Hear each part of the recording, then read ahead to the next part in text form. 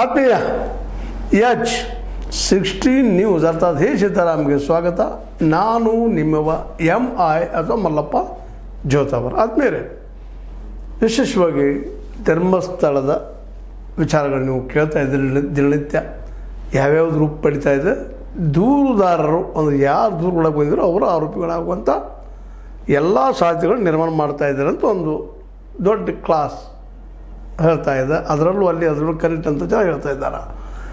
ಯಾಕಂತಂದ್ರೆ ನೋಡಿ, ನೀವು ಮೊದಲಿಗಿನ ಈ ಮುಸುಕುದಾರಿ ಇದ್ದಾಗ ಸ್ಪಷ್ಟವಾಗಿ 164 ಅಡಿಯಲ್ಲೇ ಜಡ್ಜ್ ಅವ್ರ ಮುಂದೆ ಮಾತು ಕೊಟ್ಟಂತಹ ನಮ್ಮ ಈ ಚಿನ್ನಯ್ಯ, ನಂತರ ಚಿನ್ನಯ್ಯ ಆದಂಥ ವ್ಯಕ್ತಿ ಮೊದಲಿನ ಭೀಮ ಯಾವ ರೀತಿಯಾಗಿ ಹೊರಳಿದ, ಅಲ್ಲಿಯ ಲೋಕಲ್ ಆಡಳಿತಾಧಿಕಾರಿ ಪರವಾಗಿ ಹೇಗೆ ನಿಂತ, ಮತ್ತು ತಂದವರು ಇವರೇ ಮಟ್ಟನವ್ರು ಮತ್ತು ತಿಮರೋಡಿ ಜಯಂತ್ ಟಿ ಅವ್ರ ಮೇಲೆ ಆರೋಪ ಮಾಡ್ತಾನೆ, ವಿಠ್ಠಲ ಗೌಡರ ಮೇಲೆ ಆರೋಪ ಮಾಡ್ತಾನೆ, ಮೊದಲ ಹೆಗಡೆ ಅವ್ರ ಮೇಲೆ ಆರೋಪ ಮಾಡ್ತಾನೆ. ಅಂದರೆ ಬದಲು ಯಾಕಾದ?